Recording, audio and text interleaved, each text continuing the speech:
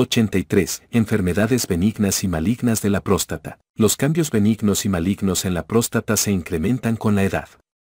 Las autopsias de varones en la octava década de la vida muestran cambios hiperplásicos en más de 90% y cambios malignos en más de 70% de los individuos. La elevada prevalencia de estas enfermedades entre personas de edad avanzada, quienes a menudo tienen diferentes causas de morbilidad y mortalidad, obliga a un diagnóstico y tratamiento adaptados al riesgo. Esto puede lograrse al considerar estas enfermedades como una serie de estados. Cada estado representa un punto de referencia clínico diferente para el cual pueden recomendarse los tratamientos con base en los síntomas actuales, el riesgo de desarrollar síntomas o muerte por la enfermedad en relación con la muerte por otras causas en un intervalo dado. Para los trastornos proliferativos benignos, los síntomas de poliacuria, infección y posible obstrucción deben sopesarse contra los efectos secundarios y complicaciones de las intervenciones médicas o quirúrgicas. Para los cánceres de próstata, el riesgo de desarrollar la enfermedad, síntomas o muerte por el cáncer deben compararse contra las morbilidades de los tratamientos recomendados y las enfermedades preexistentes.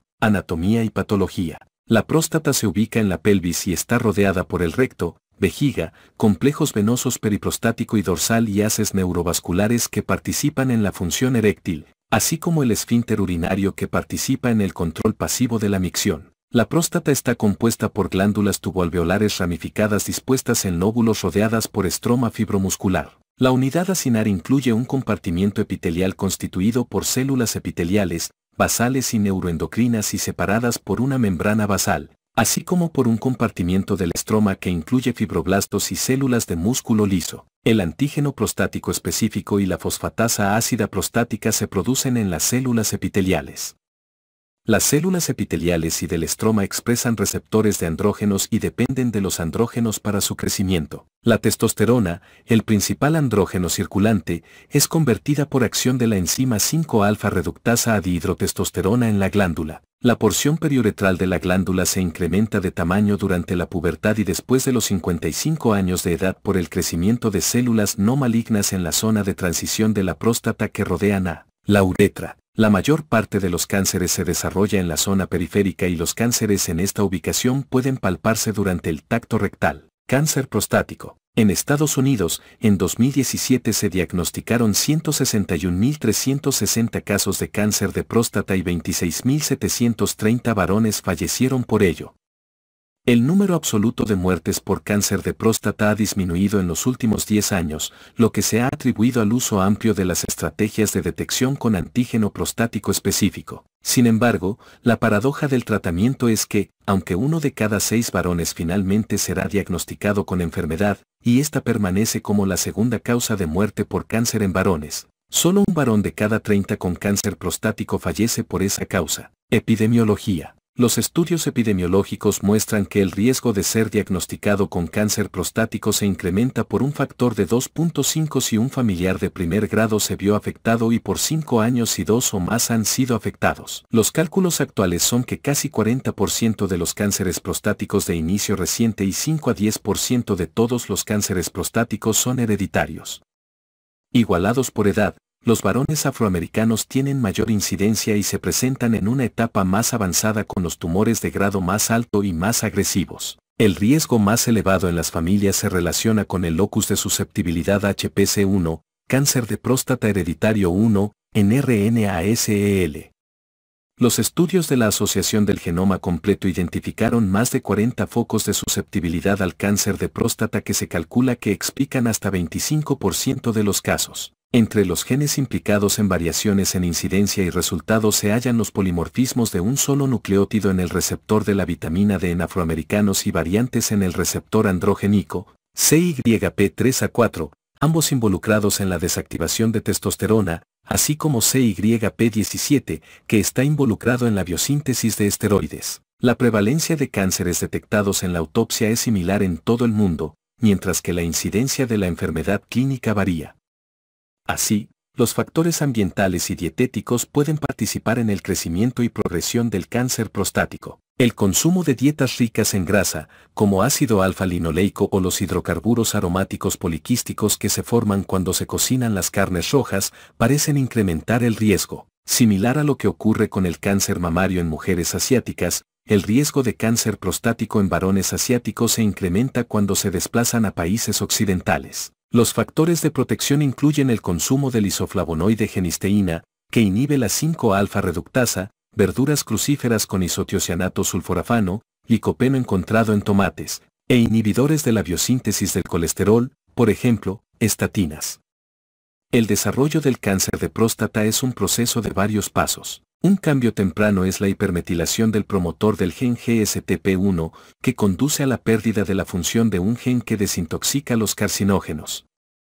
El hallazgo de que muchos cánceres de próstata se desarrollan adyacentes a una lesión denominada atrofia inflamatoria proliferativa sugiere que está implicada en la inflamación. No fumar, hacer ejercicio regularmente y mantener un peso corporal saludable reduce el riesgo de progresión. Diagnóstico y tratamiento por estado clínico. La secuencia del cáncer de próstata, desde la aparición de una lesión preneoplásica e invasiva que se localiza en la glándula hasta una región metastásica que causa síntomas y, en última instancia, la muerte, puede durar décadas. A fin de limitar el exceso de diagnóstico de cánceres clínicamente insignificantes y para el tratamiento de la enfermedad en general, se consideran los riesgos competitivos en el contexto de una serie de estados clínicos, figura 83A1. Los estados se definen desde el punto de vista operacional con base en si se establece o no el diagnóstico de cáncer y, para los pacientes con diagnóstico, si hay o no metástasis detectables en los estudios de imagen y en las concentraciones medidas de testosterona en sangre. Con este método, un individuo se ubica en un estado y permanece en este hasta que ocurre progresión. En cada valoración, la decisión de ofrecer tratamiento y la forma específica del mismo se basa en los riesgos impuestos por el cáncer con respecto a las causas de morbilidad y mortalidad que pueden estar presentes en el individuo. Mientras más avanzada es la enfermedad, más grande es la necesidad de tratamiento. En individuos sin diagnóstico de cáncer, la decisión de someterse a pruebas para detectar cáncer se basa en la esperanza de vida estimada del individuo y, por separado, en la probabilidad de que exista un cáncer de importancia clínica. Para aquellos con diagnóstico de cáncer prostático, el modelo de estados clínicos toma en consideración la probabilidad de desarrollar síntomas o de fallecer por cáncer prostático. Así, un paciente con cáncer prostático localizado que se extirpó por medios quirúrgicos permanece en un estado de enfermedad localizada en tanto que las concentraciones de antígeno prostático específico permanezcan indetectables. El tiempo que permanece el individuo en un estado se vuelve una medida de eficacia de la intervención, aunque el efecto podría no ser valorable por años. Como muchos de los varones con cáncer activo no tienen riesgo para metástasis, síntomas o muerte, el modelo de estados clínicos permite la diferenciación entre la curación, la eliminación de todas las células cancerosas, el objetivo terapéutico primario cuando se trata la mayor parte de los cánceres, y el control del cáncer, en donde la evolución de la enfermedad se altera para ralentizarla o se ha alterado hasta el punto en que es poco probable que cause síntomas, metástasis o acorte la expectativa de vida del paciente. Desde el punto de vista del paciente, ambos resultados quizás sean vistos como equivalentes en términos terapéuticos. Si se asume que el paciente no ha experimentado síntomas de la enfermedad o efectos del tratamiento para controlarla. Aun cuando hay recurrencia documentada, no siempre es necesario el tratamiento inmediato. Al diagnóstico, la necesidad de la intervención se basa en el ritmo en que se desarrolla la enfermedad en el individuo, respecto a la relación de riesgo-beneficio del tratamiento considerado. Sin diagnóstico de cáncer. Prevención. En la actualidad, ningún fármaco está aprobado para la prevención del cáncer de próstata. Los resultados de varios estudios grandes, doble ciego, aleatorios de quimioprevención han establecido a los inhibidores de la 5-alfa reductasa como el tratamiento predominante para reducir el riesgo futuro del diagnóstico de cáncer de próstata. El estudio de prevención del cáncer de próstata, en el que los varones mayores de 55 años recibieron placebo o la finasterida inhibidores de la 5-alfa reductasa, que inhibe la isoforma tipo 1, mostró reducción del 25%, intervalo de confianza de 95% 19 a 31%, en la incidencia de cáncer de próstata del 24% con placebo a 18% con finasterida. En Reduce, ensayo sobre la reducción de eventos de cáncer de próstata con dutasterida, se encontró reducción en la incidencia del 25% con placebo al 20% con dutasterida, P igual a 0.001. La dutasterida inhibe las isoformas inhibidores de la 5-alfa reductasa tipo 1 y tipo 2. Si bien ambos estudios cumplieron con su finalidad, Existía la preocupación de que la mayoría de los cánceres prevenidos era de bajo riesgo y que había una tasa ligeramente superior de cánceres clínicamente significativos, aquellos con un puntaje de Gleason más alto. En el grupo de tratamiento, ninguno de los dos medicamentos está aprobado para la prevención de cáncer de próstata. En comparación, el estudio de prevención del cáncer con selenio y vitamina E, SELECT, que incluyó varones afroamericanos mayores de 50 años y otros mayores de 55 años, no mostró diferencias en la incidencia de cáncer en pacientes que recibieron vitamina E, 4.6%, o selenio, 4.9%, solos o en combinación, 4.6%, en relación con el placebo, 4.4%. Se observó una falta similar de beneficio para la vitamina E, vitamina C y el selenio en el segundo estudio sobre la salud de los médicos, detección temprana y diagnóstico. La necesidad de buscar el diagnóstico de cáncer de próstata debe equilibrar el beneficio de detectar y tratar cánceres clínicamente significativos que, si no se tratan, afectarían negativamente la calidad y duración de vida de los pacientes frente a la morbilidad vinculada con el sobrediagnóstico y sobretratamiento de cánceres clínicamente insignificantes que son altamente prevalentes en la población general. El mejor enfoque es a través de la toma de decisiones compartida entre el paciente y el médico. Las consideraciones para integrar el diagnóstico incluyen síntomas, examen digital rectal anormal o, más típicamente, un cambio en el nivel sérico de antígeno prostático específico o un nivel elevado del mismo. También se considera el riesgo genético. Los antecedentes urológicos deben centrarse en los síntomas de obstrucción a la salida de la orina, continencia, potencia o cambios en el patrón eyaculatorio. Exploración física. El tacto rectal toma en consideración el tamaño de la próstata y su consistencia y las anomalías en la glándula o más allá de esta. Muchos cánceres ocurren en la zona periférica y pueden palparse en el tacto rectal. Los carcinomas característicamente son duros, nodulares e irregulares, mientras que la induración también puede deberse a hipertrofia prostática benigna o cálculos. En términos generales, 20 a 25% de los varones con tacto rectal anormal tienen cáncer de próstata. Antígeno prostático específico. El antígeno prostático específico, peptidasa 3 relacionada con calicreína, KLK3, es una proteasa de serina relacionada con la calicreína que causa licuefacción del coágulo seminal. Se produce en las células epiteliales malignas y no malignas y, como tal, es específico de la próstata, no específico del cáncer prostático. Las concentraciones séricas también pueden incrementarse en casos de prostatitis y hipertrofia prostática benigna. Las concentraciones séricas no se ven afectadas de manera significativa por el tacto rectal, pero la realización de biopsia prostática o cistoscopia puede incrementar las concentraciones de antígeno prostático específico hasta en 10 veces por 8 a 10 semanas. El antígeno prostático específico circulante en la sangre es inactivo y forma principalmente un complejo con el inhibidor de la proteasa alfa-1 antiquimotripsina y en la forma de antígeno prostático específico libre, no unido a proteínas. La formación de complejos entre antígeno prostático específico, alfa-2 macroglobulinemia u otros inhibidores de la proteasa es menos significativo. El antígeno prostático específico libre se elimina con rapidez de la sangre por filtración glomerular con una semivida estimada de 12 a 18 horas. La eliminación de antígeno prostático específico unido a alfa-1 antiquimotripsina es lenta, semivida estimada de 1 a 2 semanas, porque es demasiado grande para eliminarse a través de los riñones. Luego de 6 semanas de haber extirpado la próstata, las concentraciones deben ser indetectables. La tinción inmunohistoquímica para antígeno prostático específico puede utilizarse para establecer el diagnóstico de cáncer prostático. La prueba de antígeno prostático específico fue aprobada por la Administración de Alimentos y Medicamentos en 1994 para la detección temprana de cáncer prostático, y el uso amplio de esta prueba ha desempeñado una función importante en la proporción de varones diagnosticados con cánceres en etapas iniciales. Más de 70 a 80% de los nuevos cánceres diagnosticados están clínicamente confinados al órgano.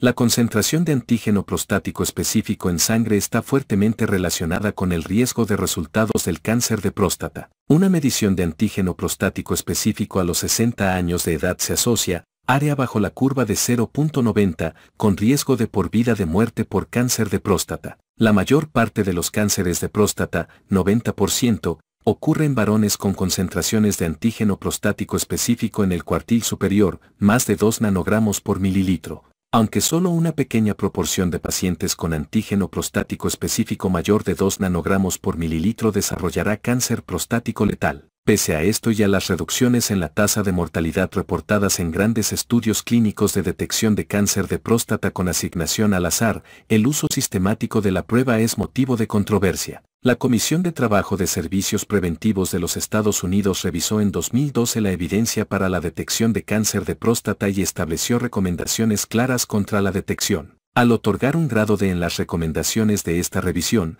el Grupo de Trabajo de Servicios Preventivos de los Estados Unidos concluyó que había una certeza moderada o elevada de que este servicio no produciría beneficios netos, o bien, que los daños sobrepasaban a los beneficios. En 2013, la Asociación Estadounidense de Urología actualizó sus declaraciones de consenso con respecto a la detección de cáncer de próstata. Concluyó que la calidad de la evidencia para los beneficios de la detección era moderada para varones de 55 a 69 años de edad. Para varones fuera de este intervalo de edad se carece de evidencia de supuestos beneficios, pero permanecían los riesgos de la detección, lo que incluía el diagnóstico y tratamiento excesivos. La Asociación Estadounidense de Urología recomendó que se considere la toma de decisiones compartidas para la detección con antígeno prostático específico en varones de 55 a 69 años, un grupo de edad para los cuales el beneficio puede sobrepasar los riesgos. Fuera de este intervalo de edad, no se recomienda la detección sistemática con antígeno prostático específico, con base en la evidencia disponible.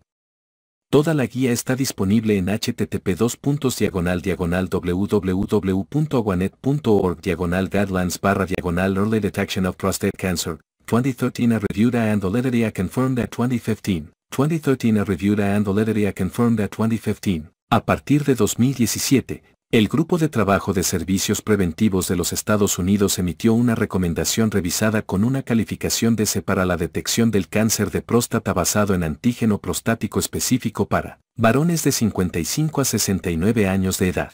Recomienda la toma de decisiones compartida para los varones de entre 55 y 69 años y no la recomiendan para los mayores de 70 años. Esto ahora está más o menos de acuerdo con la Guía Asociación Estadounidense de Urología 2013. La Comisión de Trabajo de Servicios Preventivos de los Estados Unidos señala que el uso creciente de la vigilancia activa, observación con tratamiento selectivo retrasado, para el cáncer de próstata de bajo riesgo ha reducido los peligros de la detección. Se cree que la implementación de las siguientes 3 pautas mejorará aún más los resultados de la detección con antígeno prostático específico en Estados Unidos y tendrá un mayor impacto práctico en la salud de los varones. Que las recomendaciones de Grupo de Trabajo de Servicios Preventivos de los Estados Unidos y Asociación Estadounidense de Urología que se basan casi exclusivamente en la edad.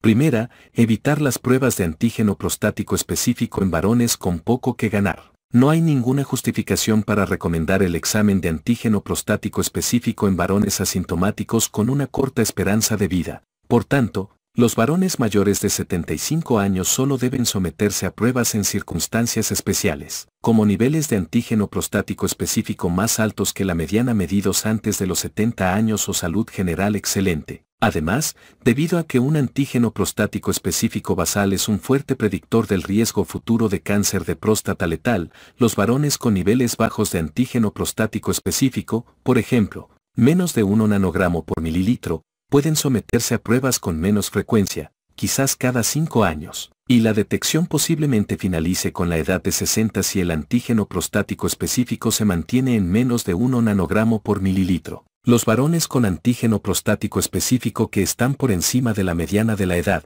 pero por debajo de los umbrales de la biopsia, pueden ser aconsejados sobre su riesgo elevado y se les alienta a regresar para evaluación regular y valoración de riesgo más completa.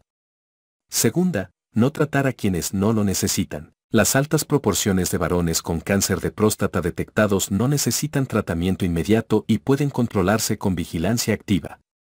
Tercera, remitir a los varones que sí necesitan tratamiento a centros hospitalarios de gran volumen. Aunque es claro que no es factible restringir el tratamiento exclusivamente a centros de gran volumen, cambiar las tendencias del tratamiento para que más pacientes sean tratados en dichos centros por proveedores de alto volumen mejora el control del cáncer y disminuye las complicaciones. El objetivo de la detección del cáncer de próstata debe ser maximizar los beneficios de la prueba de antígeno prostático específico y minimizar sus daños.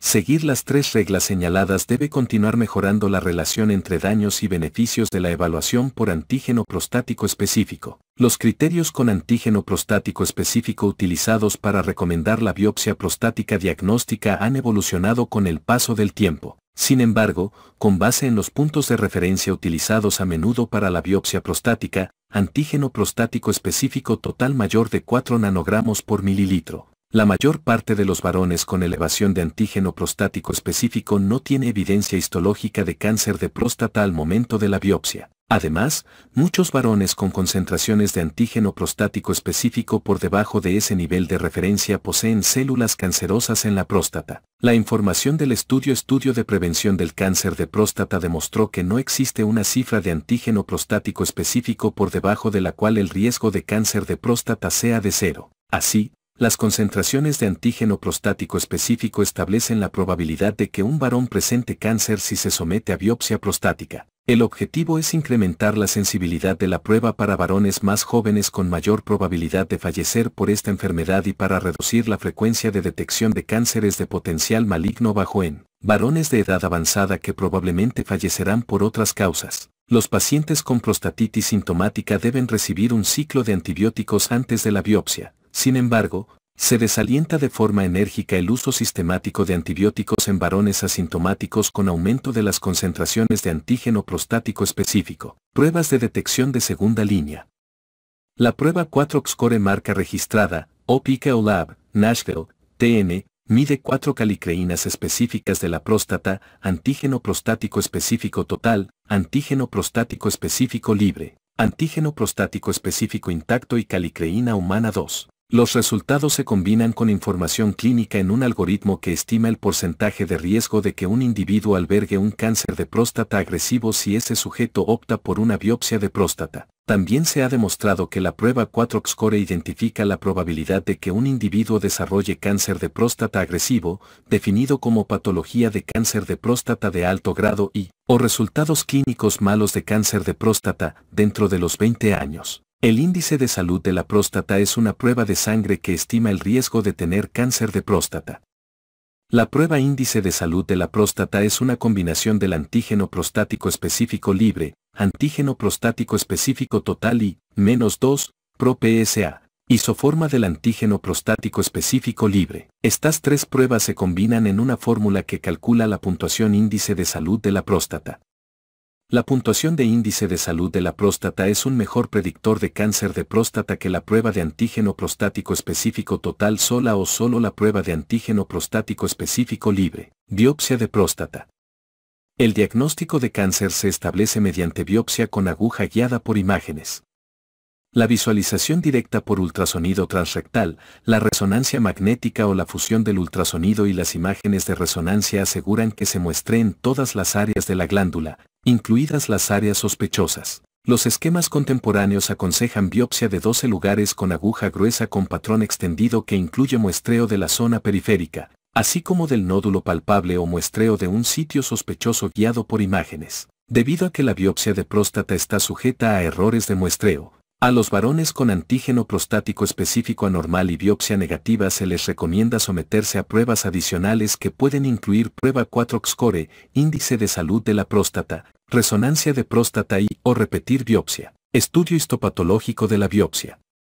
Cada biopsia por sacabocado se examina en busca de cáncer, y la cantidad de cáncer se cuantifica con base en la longitud del cáncer en el centro de la glándula y el porcentaje del centro de la glándula afectado. De los cánceres identificados, más del 95% son adenocarcinomas, el resto son células tumorales epidermoides o transicionales o, rara vez, carcinosarcomas.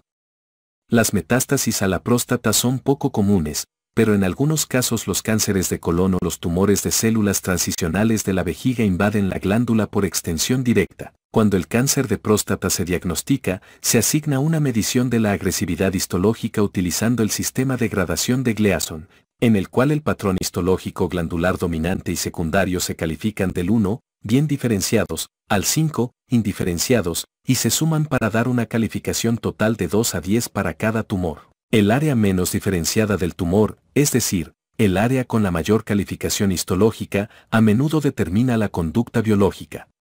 También se registra la presencia o ausencia de invasión perineural y diseminación extracapsular. Con los años, el sistema de clasificación de Gleason ha sufrido varios cambios.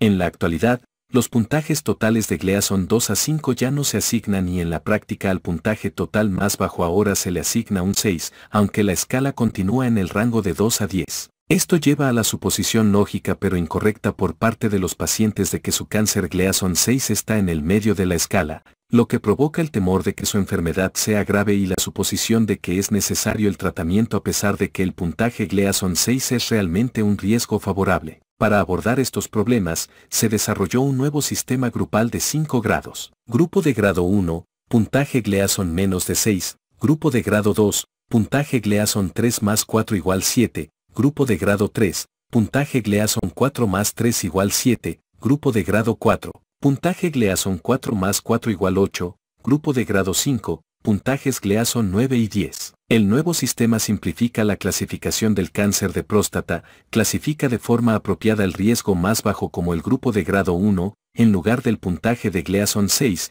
y predice con precisión el pronóstico. Estadificación del cáncer prostático. El sistema de estadificación del tumor, ganglios linfáticos, NADES, y metástasis, TNM, incluye categorías para los cánceres identificados solo con base en un antígeno prostático específico anormal, T1C, aquellos con una lesión palpable, pero limitada a la glándula, T2, y aquellos que se extienden fuera de la glándula, T3 y T4, cuadro 83A1, figura 83A2. El tacto rectal solo es inexacto para determinar la extensión de la enfermedad en la glándula, la presencia o ausencia de invasión capsular, la afección de las vesículas seminales y la extensión de la enfermedad a los ganglios linfáticos. Como el tacto rectal es inadecuado para la estadificación, el sistema de estadificación TNM se modificó para incluir los resultados de los estudios de imagen. Por desgracia, ninguna prueba aislada ha demostrado indicar con precisión la etapa o la presencia de enfermedad confinada al órgano, la afección de las vesículas seminales o la diseminación a ganglios linfáticos. El ultrasonido transrectal es una técnica de imagen que se utiliza a menudo para valorar el tumor primario, pero su principal uso es para dirigir las biopsias de próstata, no para la estadificación.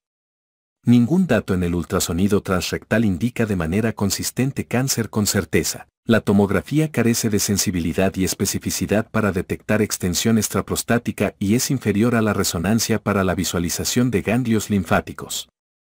En términos generales, la resonancia es superior a la tomografía para detectar cáncer en la próstata y para valorar la extensión local de la enfermedad.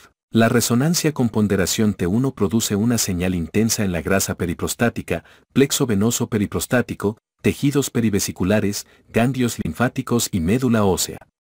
La resonancia con ponderación T2 demuestra la estructura interna de la próstata y vesículas seminales. La mayor parte de los cánceres tiene señal baja, mientras que la zona periférica normal tiene señal elevada, aunque la técnica carece de sensibilidad y especificidad. La resonancia también es útil para la planificación de la cirugía y de la radioterapia. La gammagrafía ósea se utiliza para valorar la diseminación a sitios óseos.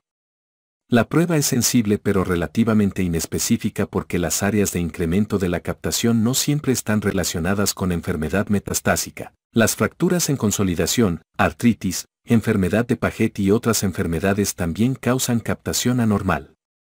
La gammagrafía ósea positiva verdadera es poco común con cifras de antígeno prostático específico menores de 10 nanogramos por mililitro, a menos que el tumor sea de alta malignidad.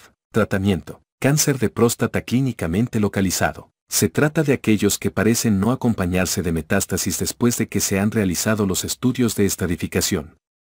Los pacientes con enfermedad clínicamente localizada se tratan con prostatectomía radical, radioterapia o vigilancia activa. La elección del tratamiento requiere la consideración de varios factores, la presencia de síntomas, la probabilidad de que un tumor no tratado afecte de manera adversa la calidad o duración de la supervivencia y, por tanto, se requiera tratamiento y la probabilidad de que el tumor pueda ser curado con una sola modalidad terapéutica dirigida a la próstata o que podría requerir tratamiento local y sistémico para lograr la curación. Los datos de la literatura, como el estudio pruebas prostáticas para detección y tratamiento del cáncer, no proporcionan pruebas claras de la superioridad de ninguna forma del tratamiento local en relación con otra. Esto se debe a la falta de estudios aleatorios prospectivos, a las preferencias de referencia y a las preferencias de los médicos, a la variación en la experiencia de los equipos de tratamiento y a las diferencias en las finalidades de los estudios y a las definiciones de control del cáncer. Con frecuencia, se usa la supervivencia libre de recaída con el antígeno prostático específico porque el efecto en la progresión metastásica o la supervivencia puede no ser evidente durante años. Para muchos pacientes, sin embargo, la recurrencia de antígeno prostático específico no significa necesariamente que la enfermedad vaya a causar síntomas o acorte la supervivencia. Después de la cirugía radical para eliminar todo el tejido prostático, el antígeno prostático específico podría volverse indetectable en sangre en 6 semanas. Si el antígeno prostático específico permanece o se torna detectable después de la prostatectomía radical, debe considerarse que el paciente tiene enfermedad persistente. Por el contrario, después de la radioterapia el antígeno prostático específico no se torna indetectable porque los elementos no malignos residuales de la glándula continúan produciendo antígeno prostático específico incluso si todas las células cancerosas han sido eliminadas. De la misma forma, el control del cáncer no está bien definido para pacientes tratados con vigilancia activa, porque las concentraciones de antígeno prostático específico continuarán elevándose en ausencia de tratamiento. Otros resultados son el tiempo objetivo para la progresión, local o sistémica, supervivencia específica para cáncer y supervivencia general. Sin embargo, estos resultados pueden tomar años para su valoración. Cuanto más extensa sea la enfermedad local, mayor es la probabilidad de afectación ganglionar regional incluso cuando los estudios de imagen son normales. Menor es la probabilidad de control local y mayor es la probabilidad de recaída sistémica. Más importante es que en las categorías T1, T2 y T3 de la enfermedad son cánceres con diversos pronósticos. Algunos tumores T3 son curables con tratamiento dirigido solo a la próstata y algunas lesiones T1 tienen probabilidad alta de recaída sistémica, que requiere de tratamiento local y sistémico para lograr la curación. En particular, para los cánceres T1 la etapa sola es inadecuada para pronosticar los resultados y elegir el tratamiento, deben tomarse en consideración otros factores. Para valorar mejor el riesgo y guiar la selección del tratamiento, muchos grupos han desarrollado modelos pronósticos o nomogramas que utilizan la combinación de la etapa T clínica inicial, la calificación de Gleason de la biopsia, el número de sitios de biopsia en que el cáncer es detectado y la concentración inicial de antígeno prostático específico. Algunos utilizan puntos de referencia aislados, antígeno prostático específico menor de 10 o mayor de 10 nanogramos por mililitro, calificación de Gleason menor de 6, 7 o mayor de 8. Otros emplean nomogramas que utilizan antígeno prostático específico y la calificación de Gleason como variables continuas. Se han reportado más de 100 nomogramas que pronostican a la probabilidad de que haya cáncer prostático de importancia clínica, b, la extensión de la enfermedad, confinada al órgano en comparación a no confinada al órgano, ganglios negativos o positivos, o c, la probabilidad de éxito del tratamiento para regímenes locales específicos utilizando variables previas al tratamiento. Existe controversia considerable sobre qué constituye el alto riesgo con base en la probabilidad esperada de éxito o de fracaso. En tales situaciones, los nomogramas y modelos de predicción tienen limitaciones. Es motivo de controversia exactamente cuál es la probabilidad de éxito o fracaso que puede llevar a un médico a recomendar y a un paciente a buscar métodos alternativos. Como un ejemplo, podría ser apropiado recomendar la cirugía radical para pacientes jóvenes con baja probabilidad de curación. Los nomogramas se han refinado de manera continua para incorporar parámetros clínicos adicionales, determinantes biológicos y un año de tratamiento, lo cual puede afectar los resultados, lo que hace de la toma de decisiones terapéuticas un proceso dinámico. La frecuencia de eventos adversos varía con la modalidad terapéutica y la experiencia del equipo tratante. Por ejemplo, después de prostatectomía radical las tasas de incontinencia varían de 2 a 47% y las tasas de impotencia de 25 a 89%. Parte de la variabilidad se relaciona con la forma en que se definen las complicaciones y si el paciente o el médico reportan el evento. El tiempo de valoración también es importante. Después de la cirugía, la impotencia es inmediata, pero puede corregirse con el paso del tiempo, mientras que con la radioterapia la impotencia no ocurre de inmediato, pero se desarrolla con el paso del tiempo. De mayor preocupación para los pacientes son los efectos sobre la continencia, potencia sexual y función intestinal. Prostatectomía radical. El objetivo de la prostatectomía radical es extirpar el cáncer por completo con bordes quirúrgicos limpios, para conservar la continencia al tiempo que se conserva el esfínter externo y se preserva la potencia al respetar los nervios autónomos en los haces neurovasculares. El procedimiento se recomienda para pacientes con esperanza de vida de 10 años o más y se realiza a través de un acceso retropúbico o perineal o a través de un acceso laparoscópico a mano o con cirugía de mínima invasión asistida con robot quirúrgico. Pueden predecirse los resultados utilizando nomogramas posoperatorios que consideran factores previos al tratamiento y los datos patológicos al momento de la intervención quirúrgica. La falla del antígeno prostático específico suele definirse como una concentración superior a 0.1 a 0.2 nanogramos por mililitro. Se carece de criterios específicos para guiar la selección de un método sobre otro. La cirugía de mínima invasión a menudo ofrece la ventaja de menor estancia hospitalaria y reducción de la hemorragia. Las tasas de control de cáncer, recuperación de la continencia y de la función eréctil son comparables entre los procedimientos abiertos o con cirugía de mínima invasión. El cirujano individual, más que el acceso quirúrgico utilizado, es más importante para determinar los resultados después de la intervención quirúrgica. En un intento por mejorar los resultados de la cirugía para pacientes con alto riesgo se ha explorado el tratamiento hormonal neoadyuvante con hormona liberadora de gonadotropina, utilizando diversas definiciones. Los resultados de varios estudios clínicos grandes que estudiaron el agotamiento de andrógenos por 3 u 8 meses antes de la cirugía demostraron que las concentraciones de antígeno prostático específico solo disminuyeron. En 96%, el volumen prostático disminuyó en 34% y la tasa de bordes quirúrgicos positivos disminuyó de 41 a 17%. Por desgracia, las hormonas no produjeron mejoría en la supervivencia sin recaída de antígeno prostático específico. Los factores relacionados con la continencia después de prostatectomía radical incluyen edad avanzada y longitud de la uretra, lo que afecta la capacidad de conservar la uretra más allá del vértice en el esfínter distal. La habilidad y experiencia del cirujano también son factores importantes. La recuperación de la función eréctil se asocia con individuos más jóvenes, calidad de las erecciones antes de la operación y la ausencia de daño a los haces neurovasculares. En términos generales, se inicia la recuperación de la función eréctil casi 6 meses después de la operación si se conservan ambos haces neurovasculares. La potencia se reduce a la mitad si se sacrificó al menos un haz neurovascular. En términos generales, con la disponibilidad de fármacos como el sildenafilo, las inserciones intrauretrales de alprostadil y las inyecciones intracavernosas de vasodilatadores, muchos pacientes recuperan una función sexual satisfactoria. Radioterapia. La radioterapia se administra con haz externo, por fuentes radiactivas implantadas en la glándula o por la combinación de las dos técnicas. Radioterapia externa. La radioterapia externa contemporánea de intensidad modulada con haz externo permite dar forma a la dosis y favorece la administración de dosis más altas a la próstata y reducción drástica de la exposición del tejido, normal en comparación con el tratamiento conformal tridimensional solo. Tales avances han permitido la administración segura de dosis más de 80 Gras y han ocasionado tasas más elevadas de control local y menos efectos secundarios. El control del cáncer después de la radioterapia se ha definido por varios criterios, lo que incluye una reducción en antígeno prostático específico menor de 0.5 o 1 nanogramos por mililitro, concentraciones de antígeno prostático específico que no se incrementan y biopsia de próstata negativa 2 años después de completar el tratamiento. La definición estándar actual de falla bioquímica, definición de Phoenix, es el incremento en el antígeno prostático específico mayor de 2 nanogramos por mililitro más elevado que la concentración más baja de antígeno prostático específico lograda. La fecha del fracaso es al momento de realizar la prueba y no de manera retrospectiva. La dosis de radiación es crítica para la erradicación del cáncer prostático.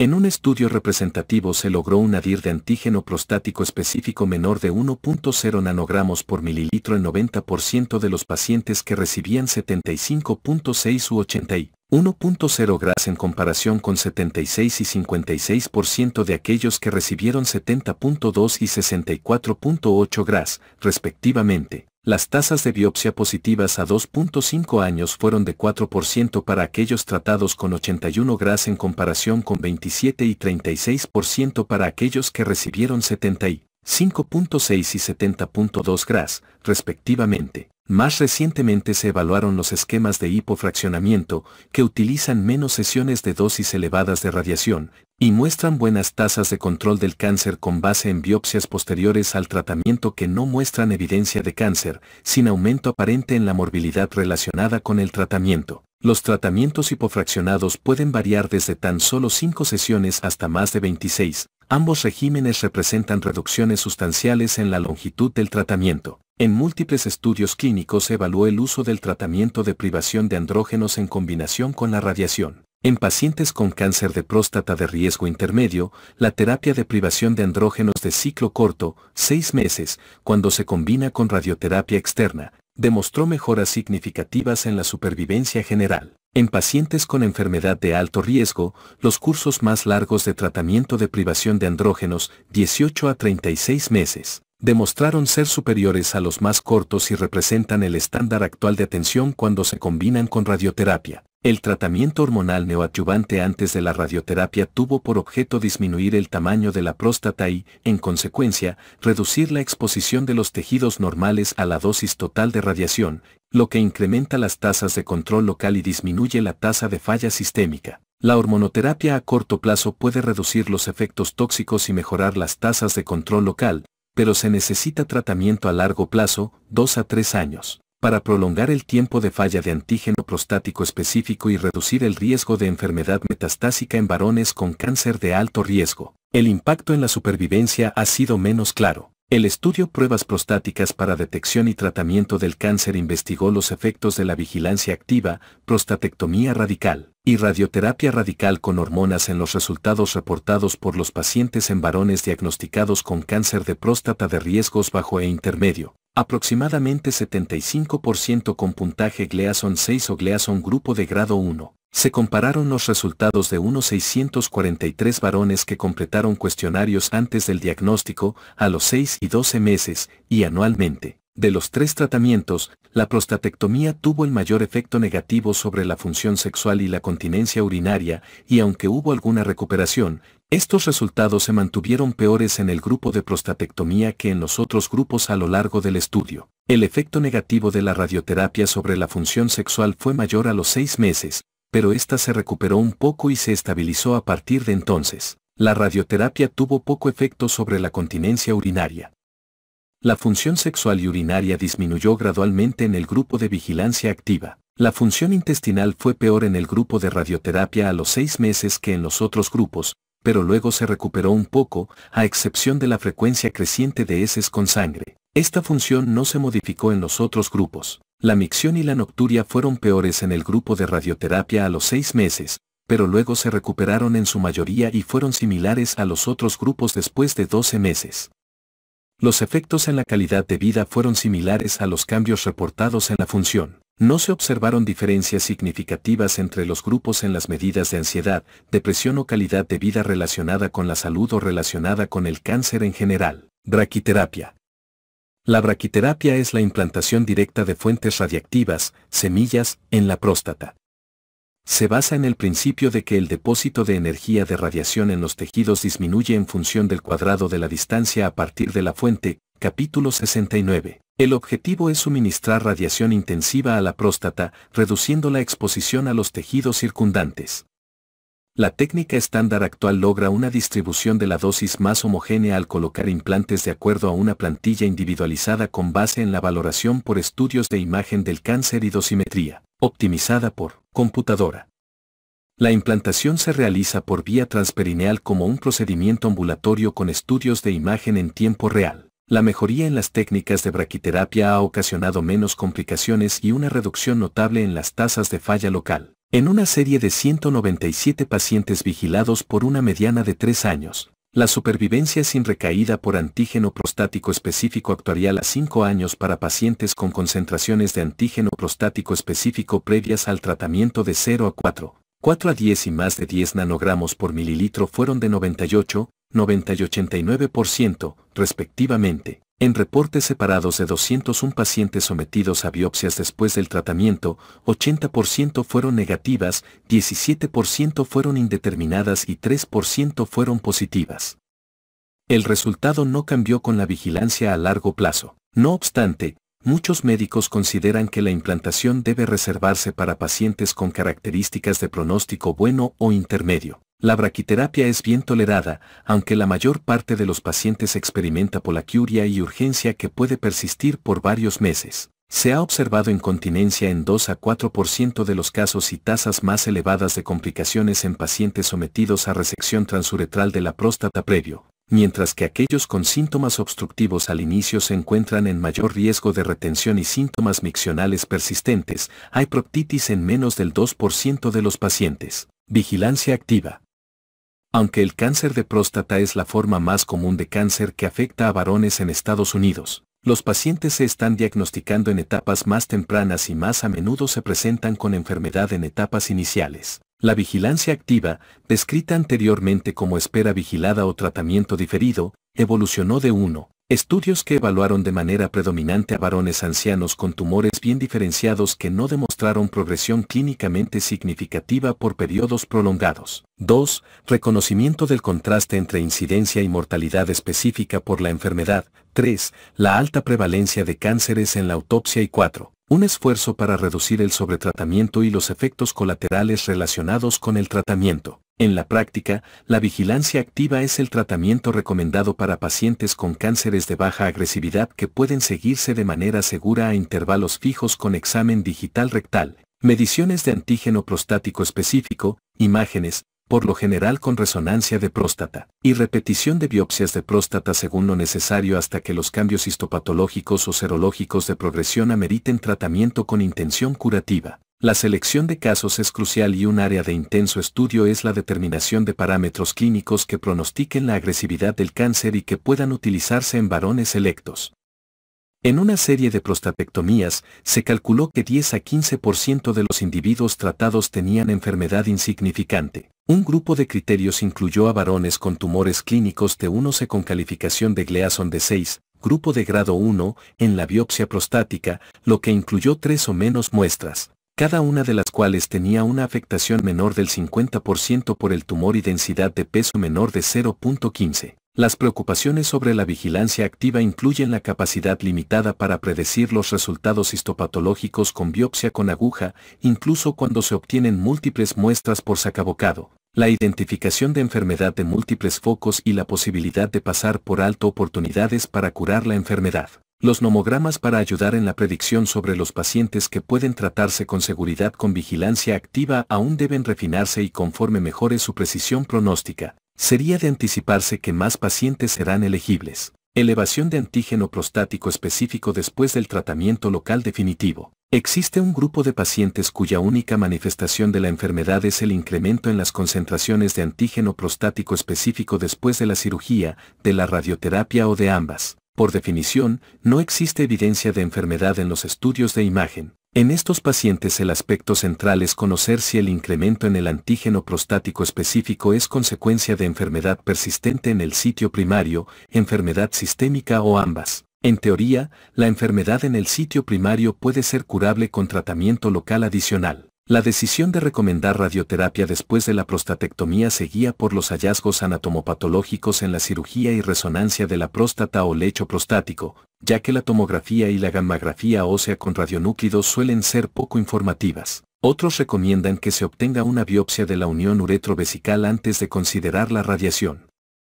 Los nuevos trazadores para tomografía con emisión de positrones como C11-colina, F18-fluciclovina, ambos aprobados por la Administración de Alimentos y Medicamentos, y F18-OGA, 68 antígeno de membrana específico de la próstata son más sensibles y pueden detectar enfermedad de bajo volumen en el lecho de próstata u otros sitios para informar mejor la decisión de recomendar tratamientos locales adicionales. Las tasas de detección, tanto dentro como fuera del lecho prostático, se correlacionan con el nivel absoluto de antígeno prostático específico. Los factores que predicen la respuesta para la radioterapia de rescate son bordes quirúrgicos positivos, calificación de Gleason baja en la muestra de prostatectomía radical, Intervalo prolongado de la cirugía a la detección de antígeno prostático específico. Tiempo lento de duplicación de las concentraciones de antígeno prostático específico y bajas concentraciones de antígeno prostático específico, menos de 0.5 a 1 nanogramos por mililitro, al momento del tratamiento con radiación.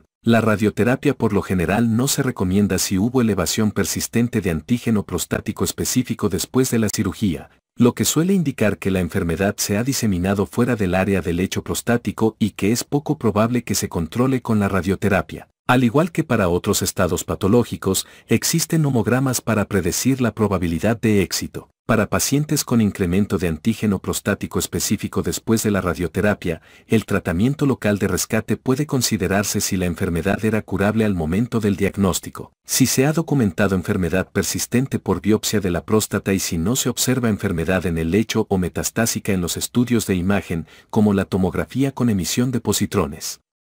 Por desgracia, la selección de casos se define mal en la mayor parte de las series y la morbilidad es significativa. Las opciones incluyen prostatectomía radical de rescate, quimioterapia de rescate, radioterapia de rescate y electroporación irreversible de rescate. El incremento en las concentraciones de antígeno prostático específico después de cirugía o radioterapia puede indicar enfermedad subclínica o micrometastásica con o sin recurrencia local. En tales casos, la necesidad de tratamiento depende, en parte, de la probabilidad estimada de que el paciente desarrolle enfermedad metastásica clínicamente detectable y en qué marco de tiempo. No siempre se requiere el tratamiento inmediato, lo que se ha demostrado en una serie de pacientes que no recibieron tratamiento sistémico hasta que se documentó enfermedad metastásica. En términos generales, la mediana de tiempo para la progresión metastásica con estudios de imagen fue de 8 años y 63% de los pacientes con incremento de las concentraciones de antígeno prostático específico permanecieron sin metástasis a los 5 años. Los factores relacionados con la progresión incluyeron calificación de Gleason de la muestra de prostatectomía radical, tiempo de recurrencia y tiempo para la duplicación de las concentraciones de antígeno prostático específico. Para aquellos con calificación de Gleason mayor de 8, la probabilidad de progresión metastásica fue de 37, 51 y 71% a 3, 5 y 7 años, respectivamente. Si el tiempo de recurrencia fue menor de 2 años y el tiempo de duplicación del antígeno prostático específico fue prolongado, más de 10 meses, la proporción con enfermedad metastásica a los mismos intervalos fue de 23, 32 y 53% en comparación con 47, 69 y 79% si el tiempo de duplicación era corto, menos de 10 meses. Los tiempos de duplicación de antígeno prostático específico también son pronósticos para la supervivencia. En una serie, todos los pacientes que fallecieron por la enfermedad tuvieron tiempos de duplicación de antígeno prostático específico de 3 meses o menos. La mayor parte de los médicos recomienda el tratamiento si el tiempo de duplicación de antígeno prostático específico es de 12 meses o menos. Una dificultad para predecir el riesgo de diseminación metastásica, de aparición de síntomas o muerte por enfermedad en el estado de incremento de antígeno prostático específico es que la mayor parte de los pacientes recibe alguna forma de tratamiento antes de desarrollar metástasis. No obstante, continúan refinándose los modelos de predicción. Enfermedad metastásica, sin castración. El estado de la enfermedad metastásica sin castración incluye a los varones con metástasis visibles en un estudio de imágenes en el momento del diagnóstico o después de los tratamientos locales, y niveles de testosterona sin castración, mayores de 150 nanogramos en 100 mililitros. Los síntomas de la enfermedad metastásica incluyen dolor por diseminación ósea, aunque muchos pacientes son asintomáticos a pesar de la diseminación extensa. Menos comunes son los síntomas relacionados con la infiltración de la médula por tumor, mieloptisis, coagulopatía o compresión de la médula espinal. El tratamiento estándar es agotar/reducir los andrógenos por medios médicos o quirúrgicos, este último es el menos aceptable por los pacientes. Un tratamiento menos utilizado es bloquear la unión de andrógenos a receptor androgénico con antiandrógenos. Más del 90% de las hormonas masculinas se origina en los testículos, menos del 10% se sintetiza en la glándula suprarrenal, figura 83A3. Se mostraron los beneficios de supervivencia para la combinación de tratamiento de privación de andrógenos más docetaxel y tratamiento de privación de andrógenos más abiraterona más prednisona en estudios fase 3 aleatorios a gran escala. Fármacos que disminuyen la testosterona. Los tratamientos médicos que reducen los niveles de testosterona incluyen los agonistas/antagonistas de hormona liberadora de gonadotropina, inhibidores de la 17,20 liasa, inhibidores de CYP17 y los estrógenos como el dietilestilbestrol. Los últimos han caído en desgracia debido al riesgo de complicaciones vasculares, como retención de líquidos, flebitis, embolia y accidentes cerebrovasculares. Los agonistas/antagonistas de hormona liberadora de gonadotropina, acetato de laoprolida y acetato de goserelina, inicialmente producen aumento en las hormonas luteinizante y foliculoestimulante seguido por regulación a la baja de los receptores en la glándula hipófisis, lo que produce castración química. Fueron aprobados sobre la base de comparaciones aleatorias que muestran perfil de seguridad mejorado, específicamente, toxicidades cardiovasculares reducidas en relación con dietilestilbestrol, con potencia equivalente. El aumento inicial de la testosterona puede provocar brote clínico de la enfermedad y,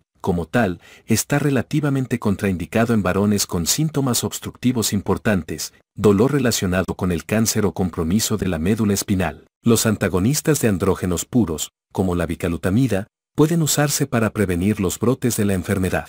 Los antagonistas de hormona liberadora de gonadotropina como Degarelix alcanzan los niveles de castración de la testosterona en 48 horas sin el aumento inicial de la testosterona sérica y pueden estar vinculados con menor riesgo de complicaciones cardiovasculares. Los fármacos que reducen las concentraciones de testosterona se asocian con síndrome de agotamiento de andrógenos, lo que incluye bochornos, debilidad, fatiga, pérdida de la masa muscular, anemia, cambios en la personalidad y depresión. También pueden ocurrir cambios en los lípidos, obesidad y resistencia a la insulina, junto con incremento en el riesgo de diabetes y enfermedades cardiovasculares, y disminución de la densidad ósea que empeora con el paso del tiempo y que causa incremento en el riesgo de fracturas clínicas, es un motivo particular de preocupación, que a menudo pasa inadvertido en varones con osteopenia preexistente, secundaria a hipogonadismo o uso de glucocorticoides o alcohol. El riesgo inicial de fractura puede valorarse utilizando la escala de valoración del riesgo de fractura, y para reducir el riesgo de fractura se debe recomendar a los pacientes que consuman complementos de calcio y vitamina D, junto con bisfosfonatos o inhibidores del ligando RANK, denosumab o torimefeno. Antiandrógenos. Los antiandrógenos no esteroideos de primera generación, como la bicalutamida y nilutamida, antagonizan la unión del ligando a los receptores de andrógenos y se aprobaron inicialmente para bloquear las exacerbaciones de la enfermedad que pueden ocurrir con el incremento de las concentraciones séricas de testosterona relacionados con el tratamiento con agonistas de hormona liberadora de gonadotropina.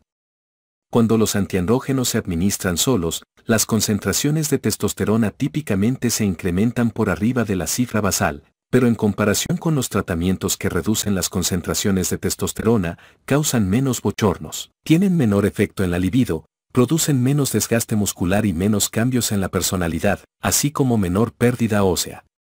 La ginecomastia permanece como un problema significativo, que puede aliviarse en parte con la administración de tamoxifeno. Los reportes de la mayor parte de los estudios clínicos con asignación al azar sugieren que los resultados específicos para el cáncer son inferiores cuando se utilizan antiandrógenos solos. La bicalutamida, incluso a dosis de 150 miligramos, 3 veces la dosis aprobada para uso en combinación con agonistas de hormona liberadora de gonadotropina, se vinculó con tiempo más corto para la progresión y supervivencia inferior en comparación con la castración quirúrgica para pacientes con enfermedad metastásica establecida. La mejora en los resultados con solo tratamiento de privación de andrógenos ha sido el foco de atención durante décadas. Un método fue combinar un antiandrógeno de primera generación, flutamida, bicalutamida o nilutamida, con un análogo de hormona liberadora de gonadotropina u orquiectomía quirúrgica, que no ha demostrado ser superior a la terapia de privación de andrógeno sola. Como resultado, el uso de estos compuestos de primera generación se limita en gran medida a las primeras 2 a 4 semanas de tratamiento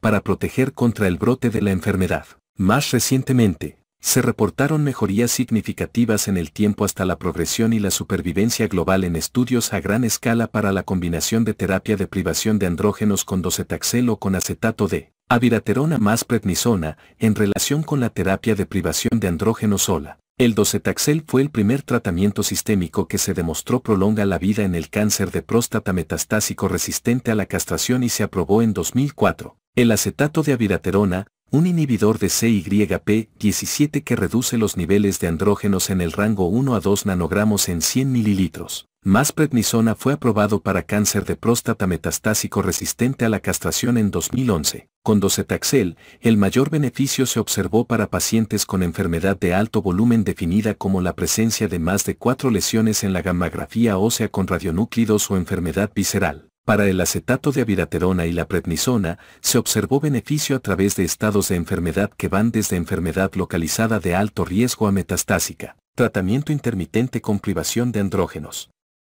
Una forma de reducir los efectos secundarios de la depresión de andrógenos es administrar antiandrógenos de manera intermitente. Esto fue propuesto como una forma de prevenir la selección de células que son resistentes a la depresión de andrógenos. La hipótesis es que al permitir que aumenten los niveles endógenos de testosterona, las células que sobreviven a la depresión de andrógenos inducirán una vía de diferenciación normal. De esta forma, las células supervivientes que pueden proliferar en presencia de andrógenos retendrán la sensibilidad a la depresión posterior de andrógenos. Aplicado a la clínica, la reducción de andrógenos se continúa por 2 a 6 meses después del punto de respuesta máximo. Una vez que se interrumpa el tratamiento, se incrementan las concentraciones de testosterona endógena y disminuyen los síntomas relacionados con el tratamiento hormonal. También se inicia el incremento de las concentraciones de antígeno prostático específico y en algún nivel se reinicia el tratamiento. Con este método se han documentado múltiples sitios de recreación y proliferación en pacientes individuales. Se desconoce si este método intermitente incrementa, disminuye o no cambia la duración general de la sensibilidad al agotamiento de andrógenos. El método es seguro, pero se necesitan datos a largo plazo para valorar la evolución en varones con bajas concentraciones de antígeno prostático específico. Un estudio clínico para dilucidar esta cuestión está en curso. Resultados del agotamiento de andrógenos.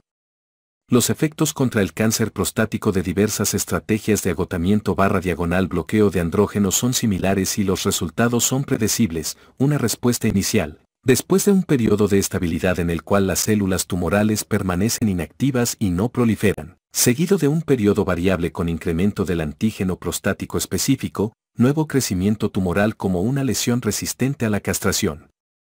El tratamiento de privación de andrógenos no es curativo porque las células que sobreviven a la castración estaban presentes cuando se diagnosticó por primera vez la enfermedad, consideradas por manifestación de la enfermedad. Las concentraciones de antígeno prostático específico regresan a lo normal en 60 a 70% de los casos y las lesiones mensurables presentan regresión en casi 50%. Ocurren mejorías en la gammagrafía ósea en 25% de los sucesos, pero la mayor parte de los casos permanece estable. La duración de la supervivencia es inversamente proporcional a la extensión de la enfermedad en el momento en que se inicia la depresión de andrógenos y el nivel más bajo de antígeno prostático específico a los 6 meses. Los pacientes con valores nadir por encima de un cierto umbral tienen tiempos de supervivencia marcadamente inferiores y deben considerarse para abordajes alternativos. Sigue sin resolverse la duda sobre cuán temprano debe ofrecerse tratamiento sistémico a los pacientes, si en casos adyuvantes después de cirugía o radioterapia al tumor primario, al tiempo en que se documenta recurrencia de antígeno prostático específico, o se espera hasta documentar enfermedad metastásica o se manifiestan síntomas de enfermedad. Los estudios en apoyo del tratamiento temprano han tenido poco poder en relación con el beneficio informado o han sido criticados por motivos metodológicos. Un estudio clínico demostró beneficios en la supervivencia para pacientes tratados con radioterapia y 3 años de privación de andrógenos con respecto a los que recibieron solo radiación, el cual fue criticado por los malos resultados del grupo testigo. Otro mostró beneficios en la supervivencia para pacientes con ganglios linfáticos positivos que fueron asignados al azar para recibir castración médica o quirúrgica inmediata en comparación con la observación, P igual a 0.02. Pero dicho estudio fue criticado porque los intervalos de confianza en las distribuciones de supervivencia a 5 y 8 años para los dos grupos presentaron superposición. Un estudio clínico grande con asignación al azar comparó el tratamiento hormonal temprano o tardío, orquiectomía o análogos de hormona liberadora de gonadotropina, en pacientes con enfermedad metastásica localmente avanzada o asintomática, el cual demostró que los pacientes tratados en etapas tempranas tenían menos probabilidad de progresar de la enfermedad M0 a M1, de desarrollar dolor y de fallecer por cáncer de próstata. Este estudio clínico fue criticado porque el tratamiento se retrasó demasiado en el grupo de tratamiento tardío. Cabe hacer notar que las guías de práctica clínica de la Sociedad Americana de Oncología Clínica recomendaron diferir el tratamiento hasta que la enfermedad presente recurrencia y el pronóstico haya sido revalorado. Tales guías no apoyan el tratamiento inmediato. Enfermedad metastásica, con castración. La enfermedad por cáncer de próstata resistente a la castración que progresa mientras los niveles medidos de testosterona en sangre son 50 nanogramos por mililitro o menores. Puede producir algunas de las complicaciones más temidas de la enfermedad y que son letales para la mayoría de los varones. La manifestación más común es aumento del antígeno prostático específico, que suele coincidir con la progresión en huesos. La diseminación ganglionar o visceral es menos frecuente y los síntomas pueden estar o no presentes. El patrón dominante hueso y antígeno prostático específico limita la capacidad de evaluar los efectos del tratamiento de manera confiable porque las imágenes óseas tradicionales son inexactas y no se ha demostrado que ningún resultado basado en antígeno prostático específico sea un verdadero sustitutivo para determinar la supervivencia. Es esencial definir objetivos terapéuticos basados en las manifestaciones de la enfermedad en el individuo. Para el paciente con enfermedad ósea sintomática, el alivio del dolor puede ser más relevante clínicamente que la disminución del antígeno prostático específico. Naturalmente, para todos los pacientes, el enfoque central es retrasar o prevenir la progresión de la enfermedad, el desarrollo de síntomas y la muerte por cáncer. Hasta 2010, el docetaxel fue el único tratamiento para prolongar la vida aprobado por la Administración de Alimentos y Medicamentos para cáncer de próstata resistente a la castración. Desde entonces, la comprensión de la biología de la enfermedad ha aumentado significativamente, lo que, a su vez, ha conducido a mejores tratamientos. En particular, ahora se reconoce que la mayoría de los cánceres de próstata metastásico resistente a la castración continúa expresando receptor androgénico, que en más de 50% de los casos alberga una serie de cambios oncogénicos que incluyen la sobreexpresión del propio receptor y las enzimas en las vías de biosíntesis de andrógenos. Estos cambios oncogénicos se han afrontado con éxito con un antiandrógeno de segunda generación, la enzalutamida, y el inhibidor del acetato de abiraterona, CYP17, administrado en combinación con prednisona, los cuales se ha demostrado que prolongan la vida y están aprobados por la Administración de Alimentos y Medicamentos para su uso en cáncer de próstata resistente a la castración en el entorno pre- y posquimioterapia. Más recientemente, los resultados del perfilado molecular han llevado a una clasificación biológica que mostró frecuencia marcadamente más alta de lo esperado de las alteraciones de la línea germinal y BRCA2 somático, junto con otros genes en la vía de reparación del daño del ácido desoxirribonucleico, que fueron tratados con éxito con inhibidores de la poli-ADP polimerasa ribosa, PARP, poli-ADP ribose polimerase. Otras clases de tratamientos que han sido aprobados con base en un beneficio de supervivencia demostrado incluyen el fármaco biológico Sipuleucel T, el taxano de segunda generación Cabazitaxel y el emisor alfa dirigido a los huesos, el radiofármaco radio 223. Un enfoque intenso de la investigación cáncer de próstata resistente a la castración actual es comprender la secuencia óptima en la cual utilizar estos agentes para maximizar el beneficio para el paciente individual. Manejo del dolor. El dolor secundario a metástasis óseas es una de las complicaciones más temidas de la enfermedad y una de las principales causas de morbilidad, lo cual empeora por los narcóticos necesarios para controlar los síntomas. El manejo requiere diagnóstico preciso debido a que son comunes las causas no cancerígenas secundarias a pérdida ósea, incluidas las enfermedades degenerativas, estenosis espinal y colapso vertebral. Los síntomas neurológicos, incluidos los que sugieren enfermedad de la base del cráneo o compromiso de la médula espinal, requieren evaluación de urgencia porque la pérdida de la función puede ser permanente si no se aborda con rapidez. Los síntomas neurológicos o la pérdida de función se tratan mejor con radiación de haz externo, ya que son sitios únicos de dolor. Los síntomas difusos en ausencia de déficits neurológicos se pueden tratar con radioisótopos de búsqueda ósea como radio 223 o el emisor beta 153 SM, ETM, o mitoxantrona, u otros tratamientos sistémicos como el acetato de abiraterona,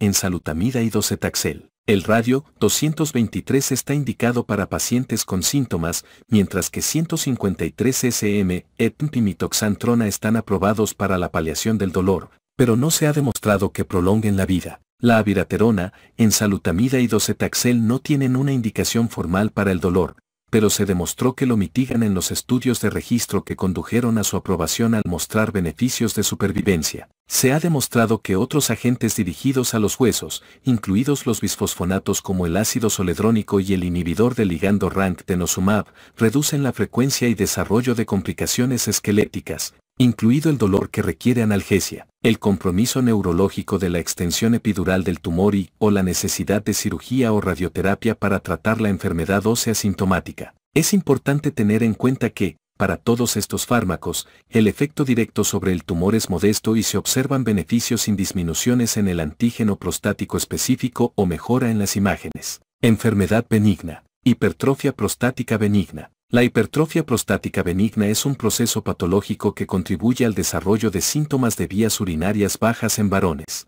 Tales síntomas se originan de la disfunción de las vías urinarias bajas y se subdividen en síntomas obstructivos, titubeo urinario, esfuerzo, chorro de orina débil, goteo terminal, micción prolongada, vaciamiento incompleto, e irritativos, polaquiuria, urgencia, nicturia, la incontinencia de urgencia, micción de volúmenes pequeños. Los síntomas de vías urinarias bajas y otras secuelas de la hipertrofia prostática benigna no se deben solo al efecto de masa, sino que es probable que sean una combinación de disfunción del músculo detrusor relacionado con la edad y aumento de volumen de la glándula prostática. Procedimientos diagnósticos y tratamiento.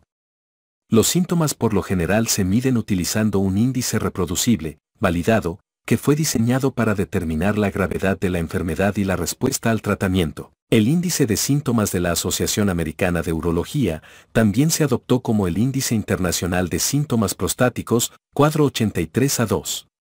La realización de índice de síntomas de la Asociación Americana de Urología seriados es de particular utilidad en la vigilancia de pacientes que se tratan con diversas formas de tratamiento. Los pacientes asintomáticos no requieren tratamiento sin importar el tamaño de la glándula, mientras que aquellos con incapacidad para la micción, hematuria macroscópica, infecciones recurrentes o cálculos vesicales podrían requerir cirugía. En pacientes con síntomas, la uroflujometría puede identificar a enfermos con tasas de flujo normal que con poca probabilidad obtendrán beneficios del tratamiento. La ecografía vesical puede identificar aquellos casos con orina residual posmiccional que podrían requerir intervención. Los estudios de presión / flujo, urodinámicos, detectan la disfunción vesical primaria.